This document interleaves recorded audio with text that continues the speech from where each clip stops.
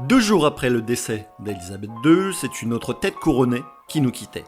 Son décès a été beaucoup moins médiatisé car de royal, il n'avait que la prestance et l'aura. Et pourtant, il a révolutionné la photo de rue et la photo de mode dans les années 50. Il s'agit de William Klein, cet artiste multifacette américain qui avait le même âge que la reine d'Angleterre. Il utilisait un appareil photo car il n'avait pas, ici, les limitations imposées par les autres médiums. De son propre aveu, les règles photographiques ne l'intéressaient pas et il appliquait sa propre devise à la lettre. Pas de règles, pas d'interdits, pas de limites. Ainsi, il a joué avec le grain, le flou, les cadrages qui n'étaient pas droits et en a fait sa marque de fabrique. Son premier livre photo sur New York, paru en 1956, présente déjà un style très affirmé. Klein présente la mégalopole américaine sous un nouveau jour. À l'époque, la ville était montrée comme un symbole de réussite, avec ses tours immenses et ses rues fourmillantes de gens, décidés à tout faire pour réaliser le rêve américain. Mais Klein dévoile d'autres facettes de la cité, avec ses côtés sales, sordides et un peu terrifiants. Ce qui intéressait l'artiste à l'époque, c'était de montrer les ghettos, juifs, noirs, irlandais, italiens et chinois de New York. Dans les années 50, les photographes de rue étaient souvent des spectateurs qui se faisaient discrets pour capter les scènes de rue, mais Klein faisait tout pour capter le regard des gens qu'il photographiait. Comme sur l'une de ses photos les plus célèbres, avec un enfant qui pointe une arme vers lui.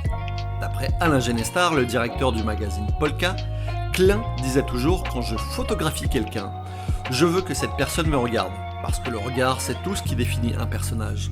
C'est toute sa beauté, c'est ce qui le représente. » Après cette première expérience photographique réussie, Klein souhaite recentrer sa carrière artistique autour du cinéma.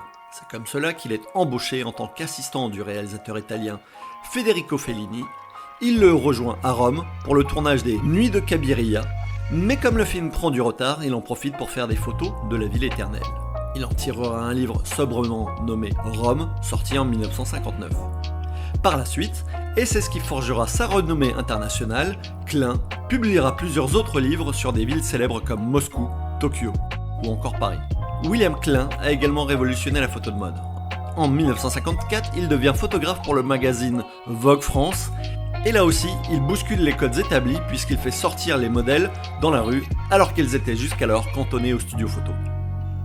Il en résulte des photos iconiques comme celle de Nina et Simone, deux mannequins que Klein a photographiés à Rome. La petite histoire raconte que pour cette séance photo, Klein était très loin de la scène au téléobjectif et que les passants pensaient que les deux modèles étaient en fait des prostituées. Ça a donné des sueurs froides à toute l'équipe de Vogue, mais ça a beaucoup amusé le photographe. Bref, on pourrait parler pendant des heures de ce touche-à-tout de génie qui était plasticien, sculpteur, peintre, photographe et réalisateur de cinéma. Un artiste qui pouvait aisément passer de la photo de rue à la photo de mode ou à la réalisation de documentaires engagés pour le cinéma. Mais le mieux serait que tu découvres par toi-même son travail. Entre ces différentes disciplines artistiques, William Klein nous a légué de nombreuses œuvres consultables sur internet. Tu peux par exemple commencer par regarder cette vidéo qui te parle de 5 documentaires sur la photo de rue, dont The Many Lives of William Klein.